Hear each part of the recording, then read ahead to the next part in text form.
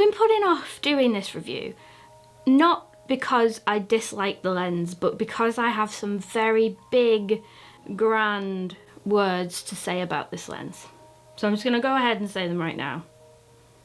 This might be my favourite lens that I own, and it may even be my favourite lens ever. So if you wanted to know if it was good, you can stop watching now. Like most people, I was drawn to this lens because of its f1.4 and the depth of field it will bring, and it did not disappoint in that respect. The depth of field is superb, and it works incredibly well in low light, in tricky situations like wedding photography and videography, and it's also doubled quite serendipitously as an astrophotography lens. It's a bit long for an astrophotography lens, but it does make up for that in the aperture. It has way more versatility than I thought it would.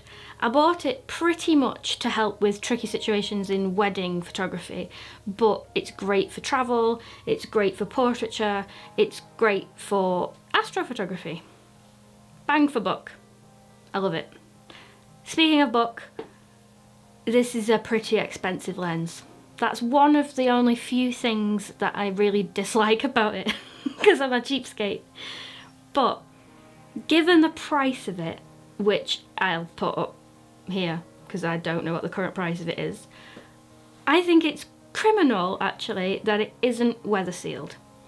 Yes, it's coated and weather resistant, but I ain't chancing that. The amount that I paid for it, I'm not chancing that. I think the least they could have done was make it weather sealed. It's superb for photography and equally as good for video. The depth of field is obviously great, and you have a very smooth, rubber, tactile focus ring. It is fly-by-wire, which isn't to everyone's taste, but it does the job, and it does the job relatively silently, so it's very good for video. I think a great test as to whether a lens is optically sound and sharp and all that good stuff is if you point it at a bright light source like the sun or a flash gun or, you know, whatever. Make it lens flare. With vintage lenses you can sort of forgive if it does something arty and weird, we call it character, but with a modern lens you really want the optics to be top, particularly at this sort of price point. So, as you probably know if you've been here a while, I'm very lazy and don't use lens hoods. My point on that is I've spent all this time getting really compact kit. I don't really want to stick a lens hood on that doubles the size of the lens. But anyway, it has bit me in the backside before and it will again, so yeah, I'm never going to learn. But the point is, even without a lens hood, this doesn't do anything unpredictable when it's put to the test. I shot it into my flash guns and it held together wonderfully.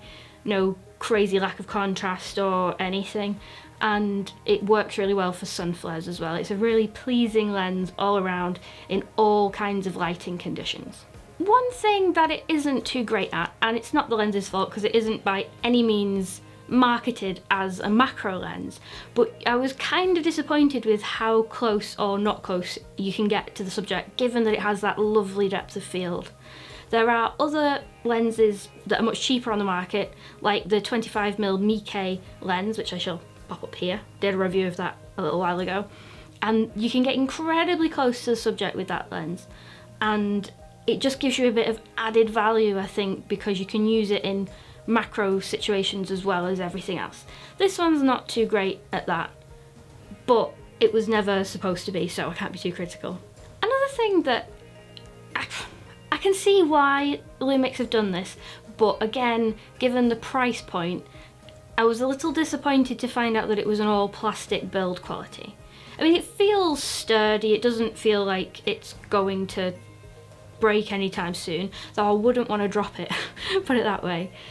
But having seen some of the more budget lenses just knock it out of the park with build quality recently, it's kind of a negative that this is so expensive and still plastic. But they've done it to keep the weight down, and it's a very compact lens, so no complaints on that respect. You kind of have a payoff. Either it's built like a tank and it feels like dark matter on your camera body, or it's compact and light and slightly less rugged. So, pros and cons. In my very non-scientific tests, I found the sweet spot of complete sharpness from edge to centre to be from f4 and above. If you shoot at that sort of thing, and particularly sort of f8, you are laughing. It's ridiculously sharp. I haven't noticed very much chromatic aberration or any fringing, and sort of the barrel distortion at the 25mm focal range makes all your horizons straighten. There's no issues whatsoever that I've found optically. I mean, no lens is going to be perfect, particularly if you're an idiot and don't use a lens hood, but it's very, very minimal for your aberrations. At 1.4 and f2 and 2.8, you do get sort of a fall off of sharpness as you get to the edges of the photographs. But at that point, I imagine you're going to be drawing the attention to the centre of the photograph anyway, so it's not something that troubles me too much. And if you want a really sharp photo, then knock it up to f4. Where that is a bit of a pain in the backside is for your astrophotography, but it still holds together and it still is quite sharp if you want a pixel peep, even at 1.4. So, you know, I'm really picking here to try and find some faults.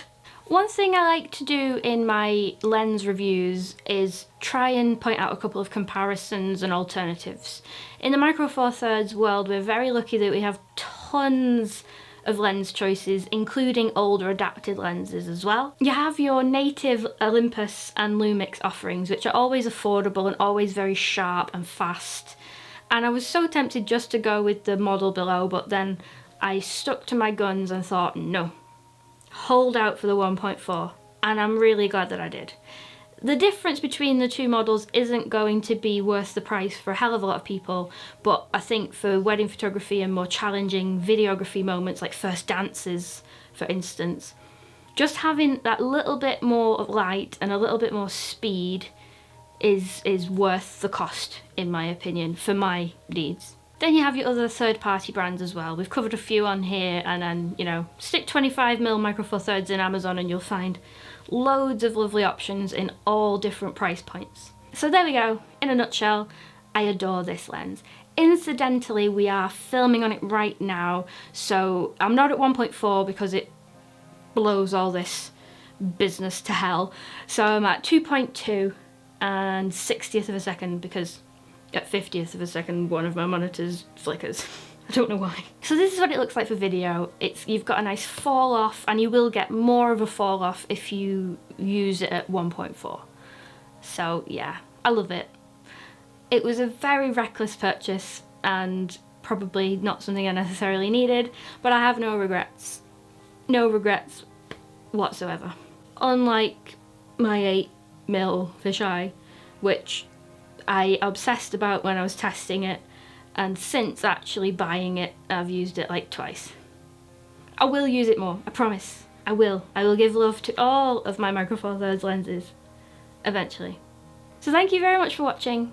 If you own this lens or any similar lenses, let us know your thoughts below, and see you soon.